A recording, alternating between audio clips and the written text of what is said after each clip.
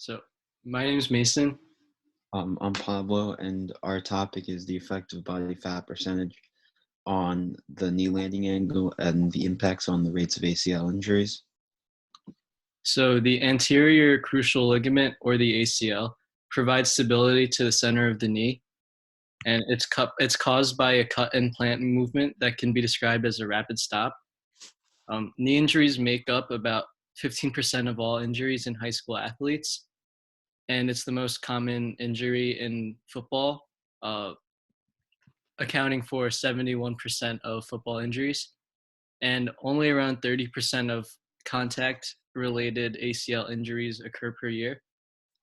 And the average cost for treatment of ACL injuries is between $20,000 and $50,000, and this includes surgery and rehabilitation.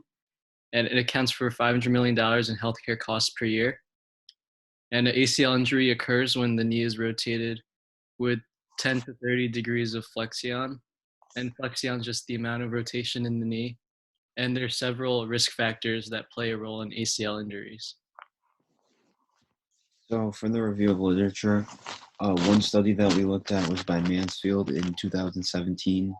And what they did in this study was they wanted to determine the safest playing surface and shoe type of athletes.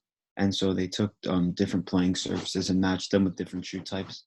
And they put the different shoe types onto a prosthetic leg, and they used a hydraulic press to imitate the movements of the athletes.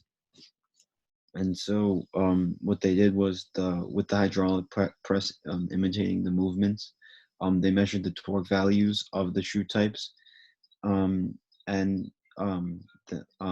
they determined that the grass was the safest playing surface, and that round studded cleats were the safest cleats of the shoe types because these two produce the lowest torque values, which is basically equivalent to the landing angle of the knee. And another study that we looked at was by Meyer in 2013. And what this study did was it focused on direct feedback mechanisms during ACL injury rehabilitation. And the purpose of this was to try and decrease the athlete's chances of undergoing a second ACL tear after having initially torn their ACL. And it was found in this study that when athletes went through this specific training program, the injury rates went down by around 11% when this injury prevention strategy was in place. And another study that we looked at was by Buliu in 2017. And what they did in this was they took MRIs and X-rays of several injured and non-injured participants who some have had torn ACLs and others didn't. And what they did was they measured an angle in the knee called the posterior lateral slope. And basically it's basically just like an anatomy and like the structure of the knee. And everybody could have a different posterior lateral slope value. And they studied how the BMI could have an impact on the posterior lateral slope and whether this impacted the rates of ACL injuries. And what they found is that when the BMI was increased, the posterior lateral slope was also increased, which could correlate to a higher rate of ACL injuries in athletes. So, our problem is few known studies have explored the relationship between BFP, body fat percentage, and the rate of ACL injuries. And our goal is to determine how BFP impacts the flexion angle of the knee and how this impacts ACL injuries. And our hypothesis is that people with a higher BFP will have a lower flexion angle when jumping and therefore experience a high rate of ACL injuries. For the methodology, what we did was we recruited varsity athletes from Harrison High School, and we measured the circumference of three different parts of the body: the neck, waist, and the thigh. And so, and then we inserted these values into calculator.net, which was used to determine the body fat percentage of each individual. And so each participant was asked to perform 5 jumps from a 34 centimeter high platform onto a Pasco Force platform. And the exterior flexion angle and the amount of force were recorded after each jump. and the data was analyzed during a t-test.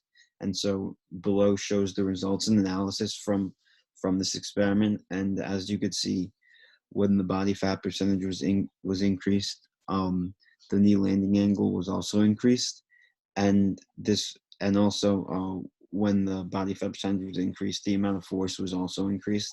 And so both of these were supported through the use of a t-test. And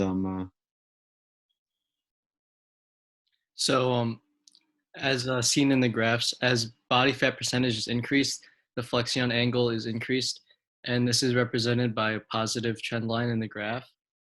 Lower flexion angles can be associated with a higher risk of ACL injuries, and as body fat percentage is increased, the amount of force is also increased, which is represented by a positive trend line on the graph. And the increased flexion angle that were shown can be due to the participants with a higher BFP having more control of their jump with when more force is applied, and several other factors may have impacted the results of this experiment. So for our future research, we want to examine how different exercises can strengthen the knee muscle while lowering body fat percentage. And athletes will go through different exercises for several weeks, and body fat percentage measurements will be taken before and after the study to see the effectiveness. To conclude, ACL injuries can be decreased by centering injury prevention strategies around these modifiable factors. And so body fat percentage is a modifiable factor, and a factor in ACL injuries, and prevention strategies can be centered around body fat percentage. And our hypothesis was that people with a higher body fat percentage will have a higher flexion angle when jumping, and therefore experience high risk of ACL injuries. And so the hypothesis was supported by the data. And thank you for listening.